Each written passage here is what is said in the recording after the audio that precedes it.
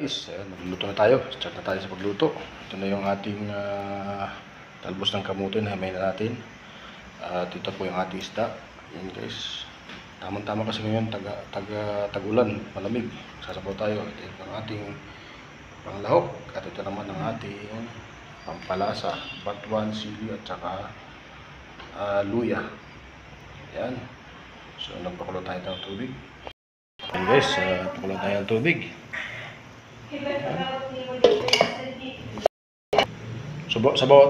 Magsabaw na tayo kasi ano eh. Ayan na, ang ating nilalagay na po natin ang luya, sili at saka batuan. Ito pong pangukulan mga guys.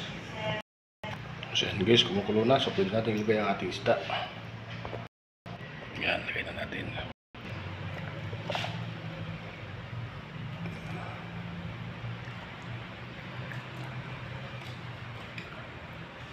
Yan.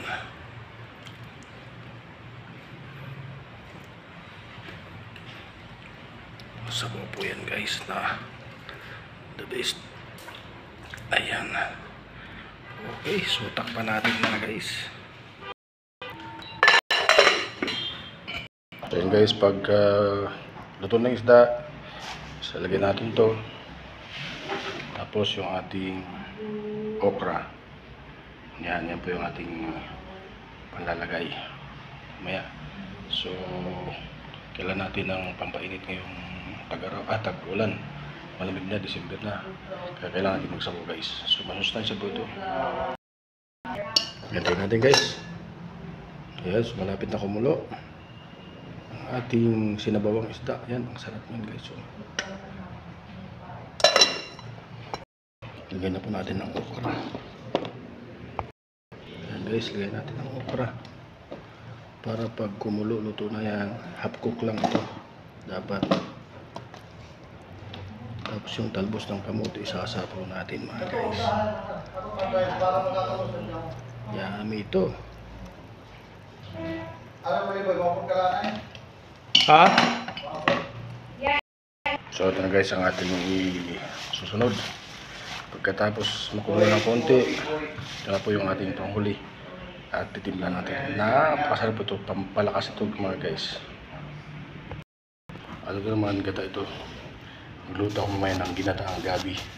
Yung kanipis guys. Ito nakahanda na ito. Yan para merinda. Mamaya. Ayan guys. Ayan, so malapit ang mulo. Sabihin na natin ang ating talbos ng kamote guys. Ayan. Talbos ng kamote. Ang dami nito.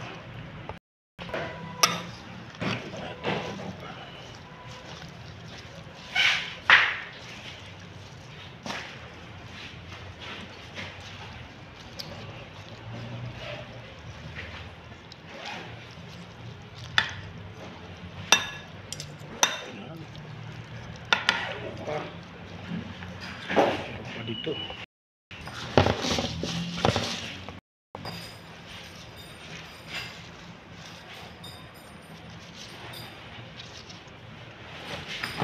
Tapusin natin. Talbos ng kamote. Yan. Siya natin itong ilubong. Natin para maluto.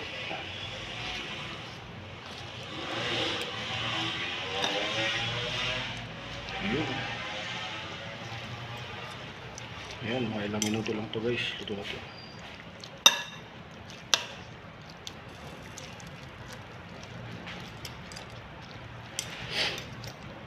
Timplahan natin ngayon. Check natin.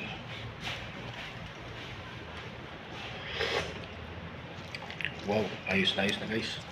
So ilang minuto na. Antay natin mga ilang minuto lang. Luto na yan. Ayan o. Wow.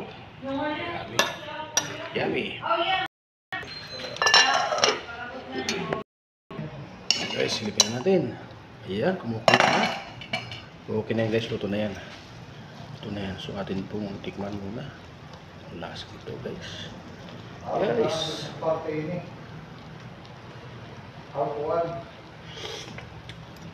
Wow, perfect guys, perfect. Yan. So guys, luto na siya. Yung isda nasa ilalim, hindi natin po pwedeng halukayin kasi madudurog yung isda. Yan, okra. Ayan po guys, yung fish, ayan o, yung sagisiun. Sarap yan. Okay, so pwede natin mamaya. Sasaing pala ako guys. Okay, so pwede na.